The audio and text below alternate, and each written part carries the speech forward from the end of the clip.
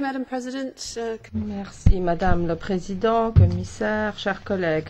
En septembre 2009, suite à la découverte du pollen avec des OGM de maïs dans le miel, la Cour de justice a décrété que le pollen était un ingrédient du miel. Avec tout le respect que je dois à la Cour, il se trompe. Le pollen n'est pas un ingrédient. Et tout apiculteur vous le dira. Le pollen, on le trouve dans le miel à cause de ce que font les abeilles et ce n'est pas ajouté par l'apiculteur. Il est techniquement impossible de produire du miel sans pollen. D'ailleurs, c'est même pas possible pour les apiculteurs de rajouter quoi que ce soit. Les producteurs et les consommateurs considèrent le miel comme le produit naturel par excellence, fait entièrement par les abeilles sans interférence de l'homme. Ça comprend les différentes constituantes du miel comme le pollen. Considérer le pollen comme un ingrédient nuirait le miel en impliquant que la production n'est pas entièrement naturelle. C'est une route dangereuse. Les produits avec des ingrédients doivent avoir une liste de ces ingrédients. Si le pollen était défini comme un ingrédient, le miel devrait également se voir apposer une liste d'ingrédients. Miel, pollen.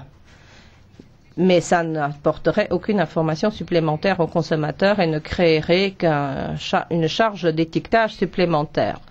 Pour les raisons que j'ai mentionnées, la Commission a estimé nécessaire de faire une proposition pour clarifier la définition du pollen en tant que composante. J'ai soutenu cette initiative avec la plupart des États membres de l'Union. Je ne le fais pas cela aveuglément. Bien sûr, j'ai examiné clairement cette proposition. Le Parlement doit examiner toutes les possibilités et présenter des alternatives, mais moi j'ai conclu qu'il n'y avait qu'une seule réponse. Le pollen n'est pas un ingrédient du miel. Bien sûr,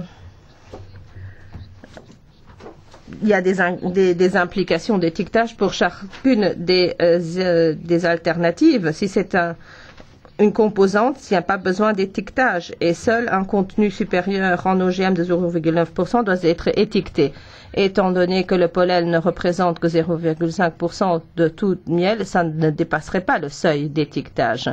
Si le pollen est considéré comme un ingrédient, à ce moment-là, le seuil de 0,9% s'applique à l'ensemble du pollen et pas à l'ensemble du miel. C'est pour ça que le pollen devrait être testé pour son contenu en OGM. Et si ça dépassait les 0,9%, il faudrait l'étiqueter. Il y en a certains ici qui sont en train de promouvoir cette option, même si elle repose sur de fausses prémices, parce que certains miels seraient considérés comme aliments produits à partir d'OGM. Moi, je pense que si eux le remportent, ils remportent une brève victoire, mais à ce moment-là, il y aura des dégâts collatéraux, ce seraient les apiculteurs. Ils vont vous dire qu'ils font ça dans l'intérêt des consommateurs et pour accroître la transparence sur le contenu en OGM des aliments. S'ils y arrivent, je pense qu'ils vont justement faire l'opposé. Mentir aux consommateurs en disant que le pollen est un ingrédient n'est pas un bon point de départ. Si le pollen génétiquement modifié est étiqueté, à ce moment-là, il y aurait des mauvaises informations par rapport à d'autres informations. Soit le seuil d'étiquetage de 0,9% s'applique à tous les aliments ou à aucun. Faire une exception pour le miel en demandant un niveau inférieur n'induirait que les consommateurs en erreur. Il y en a beaucoup qui essayent de faire peur et qui essayent de créer de l'incertitude dans le secteur. Si la proposition de la Commission n'est pas adoptée, il y aurait des conséquences négatives pour le secteur. Parce que tous les apiculteurs devraient tester leur miel pour tester le contenu en OGM et certains devraient apposer une étiquette. Les petits producteurs seront les plus touchés par cette prescription d'étiquetage. Nous nous sommes rendus compte que le coût des tests serait de 94 € par lot. Ce serait pas grave pour les gros producteurs, mais pour les petits, ce serait catastrophique.